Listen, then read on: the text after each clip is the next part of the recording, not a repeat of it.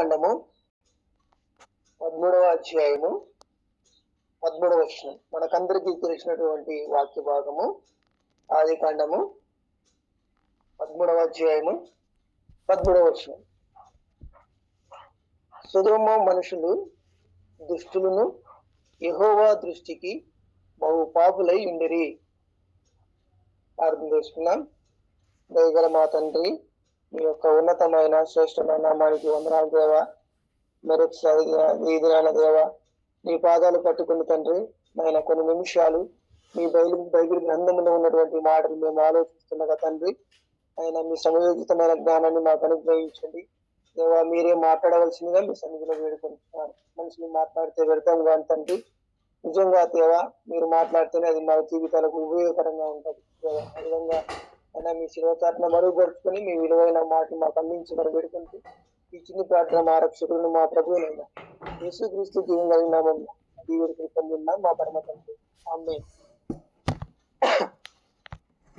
మనం ఇప్పుడు ఆది కాండంలో చూసుకున్నట్లుగా మనకు తెలిసినటువంటి వాక్య భాగము, సొదొమ మనుషులు దుష్టులను యెహోవా దృష్టికి బహు పాపులై ఉండ్రి.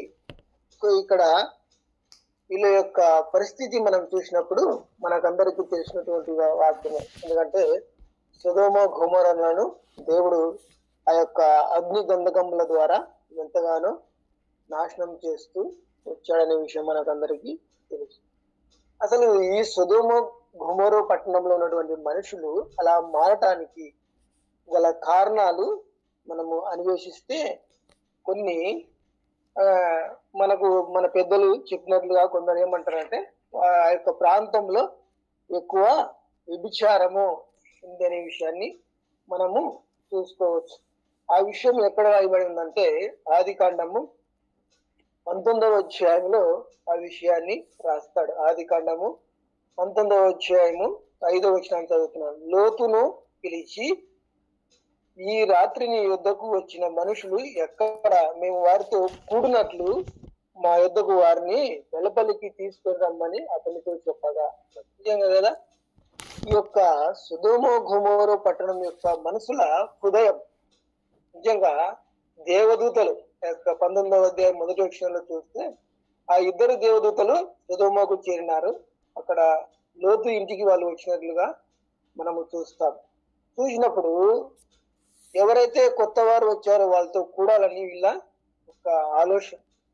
నిజంగా చూడు, కూడినట్లు మా యొద్దకు వారిని వెలుపలికి తీసుకుంటాము అని. నిజంగా ఎంత దౌర్భాగ్య స్థితిలోనికి ఈ సొదొమ గొమొర్రా పట్టణం యొక్క మనుషుల యొక్క స్థితి ఉందో మనం చూస్తే నిజంగా చాలా ఘోరంగా. అందుకే బహు పాపము గనక అని రాస్తాడు అక్కడ. మనం 13వ అధ్యాయంలోనే 13వ వచనంలో బహు పాపం చేసి ఉన్నారు ఆ సొదొమ గొమొర్రాలో. ఇక్కడ మనం చూస్తే అదే విధంగా 19వ అధ్యాయంలో పిన్నలేమి పెద్దలేమి వృద్ధులేమి వచ్చినట్లుగా మనం చూస్తాం. ఆ యొక్క వచనాల్లో మనం చూస్తే నిజంగా పురుషులు ఇద్దరు కుమార్తెలు వచ్చినట్లు చూసినప్పుడు దొమ్మిగా ఏమిటికి వచ్చానట. అక్కడ చూసినప్పుడు ముసలి వారితో సహా అక్కడికి వచ్చినట్లుగా మనం చూస్తాం. నిజంగా పాపము చేయడానికి ఆ యొక్క మనుషుల యొక్క హృదయము ఎంతగా వాళ్ళ యొక్క మారడానికి ఒక కారణము మనము ఆలోచించవచ్చు. ఆ విషయాన్ని హెజ్కేలు గ్రంథంలో ఒక మాట రాస్తాడు ఆయన. హెజ్కేలు గ్రంథం 16వ అధ్యాయము 49వ వచనము. ఇక్కడ ఒక మాట ఇంకా పైన మనం చదివితే దీని మీద క్లారిటీ ఉంటుంది. నాకు టైం లేదు, ముందు చెప్తున్నాను. 49 నేను చదువుతున్నాను. నీ చెల్లెలైన సొదొమ చేసిన దోషమేమనగా దానికి దాని కుమార్తెలకును కలిగిన గర్వము. నెంబర్ 1 ఏంటంట గర్వము. తర్వాత రెండవది ఆహార సమృద్ధియు. ఇంకోటి మూడవది నిర్విచారమైన సుఖస్థితియే మనున్నదియే, దీనులకు దరిద్రులకు సహాయము చేయకుండెను. సో ఈ వచనంలో ఆయన చక్కగా రాస్తాడు హెజ్కేలు. సొదొమ మనుషుల యొక్క హృదయం ఏమైందంట, ఫస్ట్ ఆఫ్ ఆల్ గర్వించినారు. వాళ్ళ యొక్క జీవితంలో వాళ్ళు గర్వించినట్లుగా మనము చూసుకోవచ్చు. నిజంగా మనం చూసుకున్నప్పుడు సామెతల గ్రంథం 16వ అధ్యాయం 18వ వచనంలో అక్కడ మనకు రాయబడి ఉంటది. సామెతల గ్రంథం 16వ అధ్యాయం 18వ వచనంలో నాశనానికి ముందర గర్వము నడుచును. నిజంగా సొదొమ గొమొర్రా యొక్క మనుషుల యొక్క పరిస్థితి నాశనం కావడానికి ఫస్ట్ ఆఫ్ ఆల్ వాళ్ళ హృదయంలో గర్వం అనేది ఇప్పుడు వచ్చిందంటే ఎందుకు వస్తుంది అంటే నెక్స్ట్ అనే రాయబడింది అక్కడ ఏంటంటే ఆహార సమృద్ధి. సో వాళ్ళకు ఆహారం సమృద్ధిగా ఉంది. ఇంకా ఏ ఆహారం కావలిస్తే ఆహారం, ఏది కావలిస్తే అది, ఏమి తినాలన్నా, ఏది తాగాలన్నా, ఏది ముఖ్యంగా వాళ్ళ మనసుకు ఏది ఇష్టమైనదో అలాంటి ఆహారము అక్కడ సమృద్ధిగా ఉందంట ఆ యొక్క సొదొమ గొమొర్రాలో. ఎప్పుడైతే మానవులంగా మనము ఆలోచించినట్లయితే కొన్ని విషయాలు మానవునికి సమృద్ధి అయినటువంటి ఆహారము లేదా బాగా ఉన్నప్పుడు ఆయనకి ఏమొస్తుందంట సుఖపడాలనే ఆలోచన, నిర్విచారమైన సుఖస్థితి అని రాస్తారు. సుఖం కోరుకుంటది మన యొక్క మనసు లేదా మన శరీరము సుఖపడాలా అనే విషయాన్ని కోరుకుంటాం కదా. ఎప్పుడైతే ఆహారం బాగుందో తర్వాత ఈ యొక్క శరీరానికి శ్రమ అనేది ఉండదు, అప్పుడు సుఖపడాలా అనేది ఈ యొక్క శరీరము ఆలోచిస్తూ ఉంది కదా. అంటేనే సుఖస్థితి కనున్నది అని ఆయన రాస్తాడు కదా.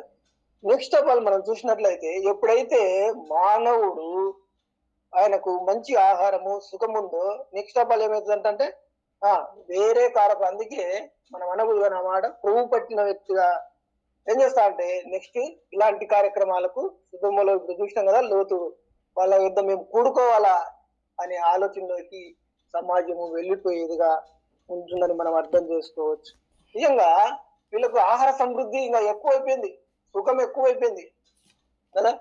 కానీ బైబిల్ గ్రంథంలో మనం ఆలోచించినట్లయితే మనసులు ఈ లోకంలో ఇప్పుడున్నటువంటి పరిస్థితి మనం ఆలోచిస్తే చాలా మంది కూడా శరీరాన్ని సుఖపెట్టాలా, ఏ విధంగా కష్టపడకుండా సంపాదించాలా, ఏ విధంగా వేరే వాళ్ళను మోసం చేసి సంపాదించాలా కదా.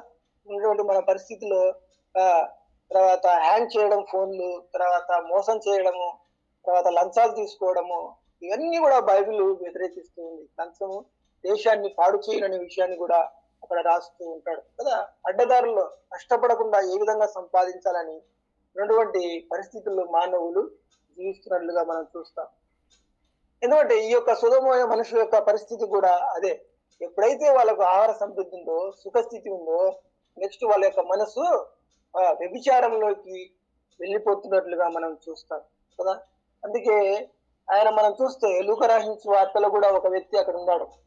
ఆయన కూడా విస్తారంగా పండిందంట. 12వ అధ్యాయంలో అక్కడ ఒక ధనవంతుడు మనకు ఆయన ఉన్నట్లుగా నా కొట్లలో విప్పి వాటికంటే గొప్పవాయి కట్టించి అందులో నా ధాన్యమంతటి నా ఆస్తిని కూర్చుకొని ఆయన అంటున్నాడు, నా ప్రాణమా అనేక సంవత్సరములకు విస్తారంగా ఆస్తి సంపాదించాను, సుఖించుము, తినుము, త్రాగుము, సంతోషించమని చెప్తున్నాను కదా. ఈ యొక్క ఎప్పుడైతే ఈ యొక్క ధనము లేదా ఆహార సమృద్ధి ఉందో అప్పుడు ఏమంటది తెలుసా, సుఖించు, ఇంకా సంపాదించి పెట్టారు. అందుకే అంటున్నాడు ఈయన ఒక ధనవంతుడు, నా ప్రాణమా తినుము, త్రాగుము, సుఖించుము కదా. నిజంగా ఈ యొక్క వ్యక్తి అన్నప్పుడు మనకు తెలుసు ఆ విషయాన్ని దేవుడు ఏ విధంగా నెక్స్ట్ జనరేషన్ జరిగించాడు. మానవుని యొక్క హృదయము ఎప్పుడైతే ధనముతో నిండిపోతుందో అప్పుడు సుఖపడాలనేది ఒకటి ఆలోచిస్తూ ఉంటుంది. అలా కాకుండా ఇంకొక వ్యక్తి అంటాడు, దావీదు గారు, వీళ్ళ జీవితంలో డిఫరెన్స్ గా ఉంది. 103వ దావీదు కీర్తనలో ఏమంటా అంటే, నా ప్రాణమా యెహోవాను సన్నుతించుము, ఆయన అంతరంగం ఉన్న సమస్తమా ఆయన పరిశుద్ధ నామమును సన్నుతించుము, నా ప్రాణమా యెహోవాను, ఆయన చేసిన ఉపకారంలో దేనిని మరుమకు కదా. ఈ యొక్క ధనవంతుని యొక్క పరిస్థితి నా ప్రాణమా తినుము తాగు అంటుంటే, దావీదు గారి యొక్క హృదయం నా ప్రాణమా యెహోవాను సన్నుతించయ్యా నిజంగా కదా. ఇద్దరి డిఫరెన్స్. వాళ్ళ యొక్క హృదయపు స్థితిని చూసినప్పుడు ఈయనేమో దేవునికి ఎంతగా నిజంగా ఒక రాజయుండి కూడా ఆయన దేవుని యుద్ధ నా ప్రాణమా ఆయన సన్నిధించి ఆయన విప్రార్చే ఉపకారంలో దేనిని మరువకోయ, చిన్న ఉపకారమైన ఆయన కృతజ్ఞతాస్తులు చెల్లించి, చిన్నదైనప్పటికీ అది ఏదైనప్పటికీ. ఈరోజు మనకు ఈ యొక్క ఆయుష్ ఇచ్చినాడంటే, ఇంతగా కోవిడ్ లో మన పరిస్థితిలో చూసినప్పుడు ఆక్సిజన్ కోసం ఆక్సిజన్ కోసం అండి, గాలి కోసం కొన్ని వేలు ఖర్చు పెట్టారు, దొరకక చనిపోయిన వాళ్ళు ఉన్నారు కోవిడ్ లో. నిజంగా కదా, నిజంగా ఇచ్చ అంటే అది దేవుని కృపయే. దాన్ని బట్టి కూడా మనం దేవుని స్తుతించాలి కదా. ఏమిచ్చాడు ఈ రోజు, నాకు ఏమి ఇచ్చాడని దేవుని ప్రశ్నించే వారంగా ఉన్నాం, కానీ ఇచ్చిన దాన్ని బట్టి దేవుని మనము స్తుతిస్తున్నామా, ఆయన కొనియాడుతున్నామా అనేది మనం నేర్చుకోవాల్సిన విషయం కదా. ఇక్కడ సొదొమ గొమొర యొక్క పరిస్థితి చూసినప్పుడు వాళ్ళ యొక్క ఆహార సమృద్ధి సుఖపడుతూ వాళ్ళ యొక్క వ్యభిచారంలోనికి మనసును మరణించినట్లుగా మనం చూస్తాం కదా. కాబట్టి దావీదు గారు అలా అనటంలా, కానీ సామెతల గ్రంథంలో ఆయన కూడా ఒక మాట రాస్తాడు తెలుసా.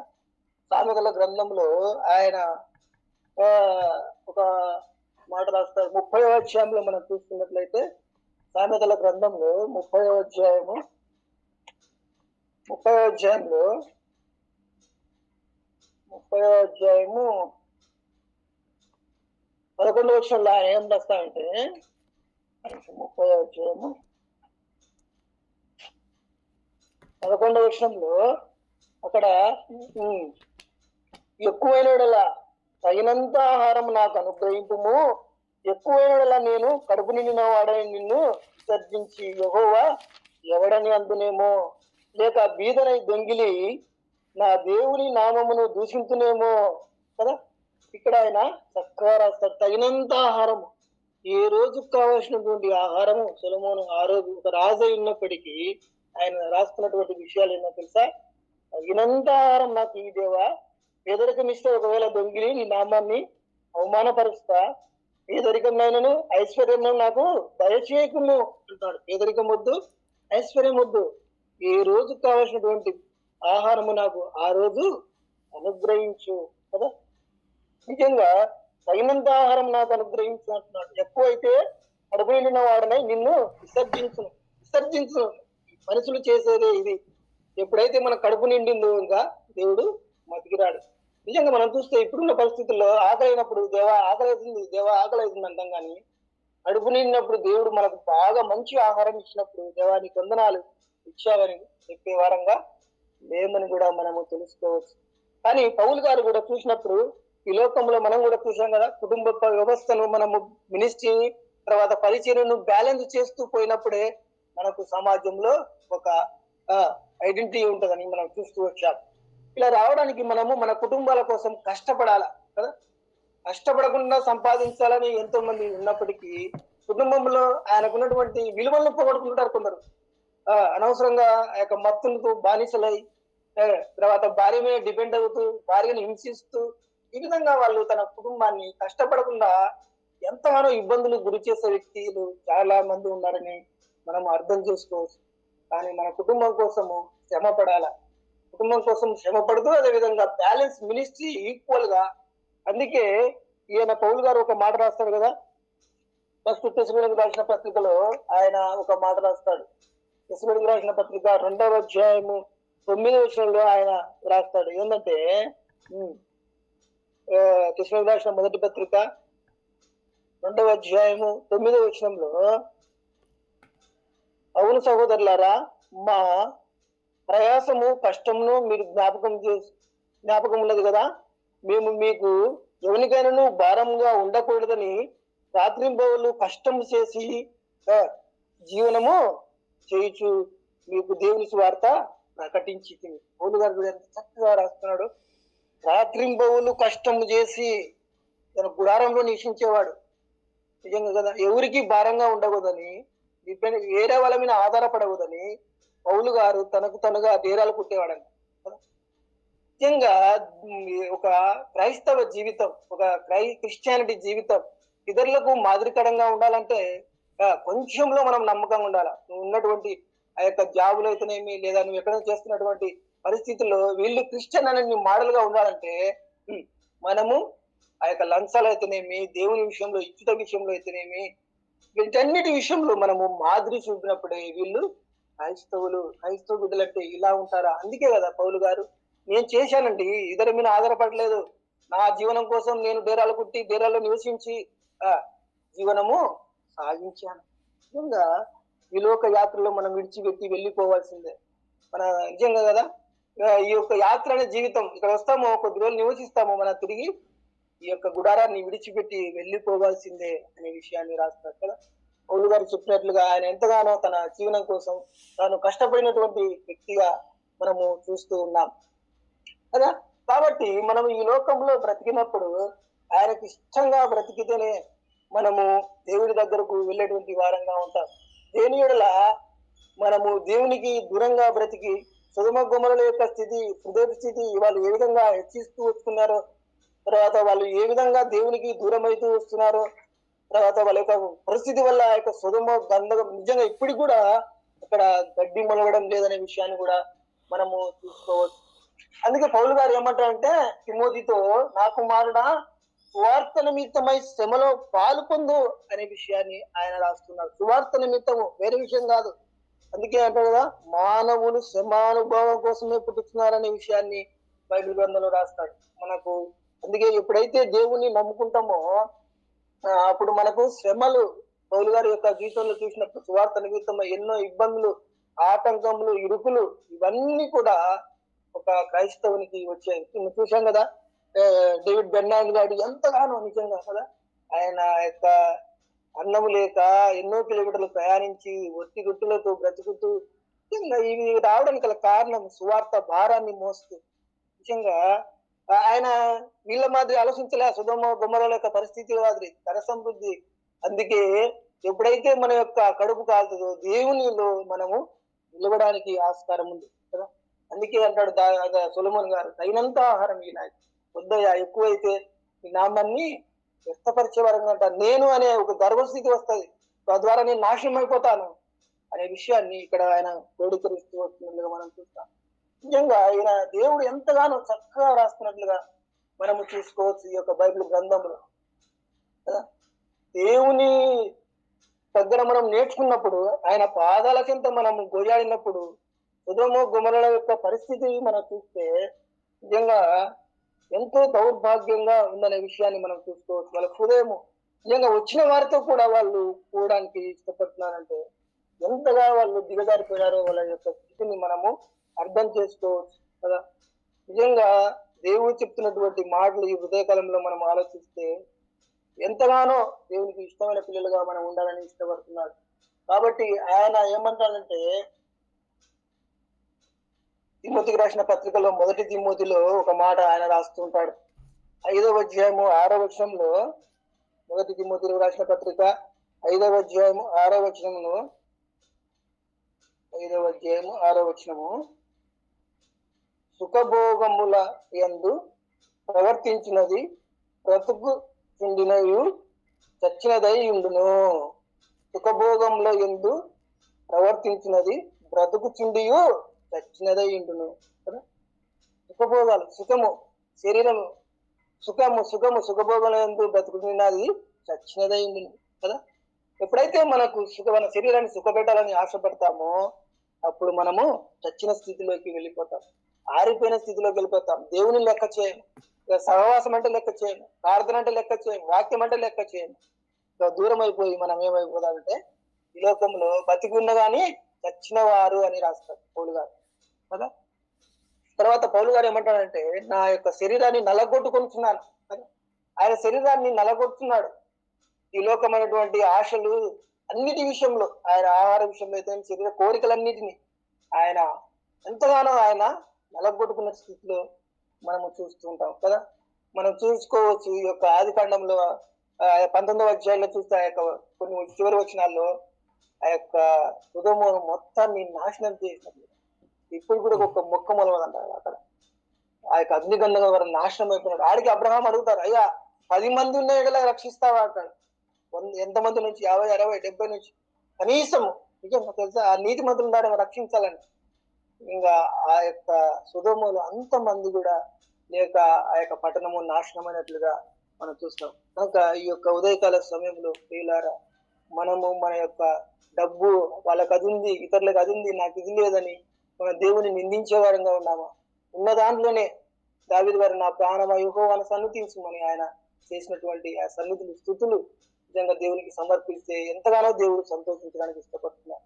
కాబట్టి ఉదయకాల సమయంలో ఆ యొక్క సొదొమ గొమొర్రా యొక్క మనసుల హృదయ స్థితి అంతగా కొవ్వినదై వాళ్ళు నిజంగా దేవుని నాశనం అయిపోయినట్లుగా, అక్కడ ఉన్న ప్రాంతంలో ఉన్న వారందరూ బద్ధకం చేత చనిపోయినట్లుగా మనం చూస్తాం. కాబట్టి మన జీవితంలో గర్వం అనేది ఉండకుండా, మన యొక్క ప్రతిరోజు దేవుని స్వార్థ నిమిత్తమై శివానుభవం పొందుతూ దేవునితో కష్టపడినప్పుడు నీకు ఒక జీవ కిరీటం ఉంది. ఆ జీవ కిరీటం కావాలంటే ఈ లోకంలో నువ్వు పౌలు వలె కష్టపడాలా, నీవు ఇతరులపై ఆధారపడకుండా నీ జీవనాన్ని, నీ కుటుంబాన్ని పోషించుకుంటూ ఆ ఈ లోక యాత్రను మనం ముగిస్తే దేవుడు మనకు పరలోక రాజ్యం ఇవ్వడానికి సిద్ధంగా ఉన్నాడు. అలాంటి కృప దేవుడు మనకు దయచేయలాగా ఈ ఉదయకాలంలో దేవునికి స్థుతిద్దాం. Thank you brother.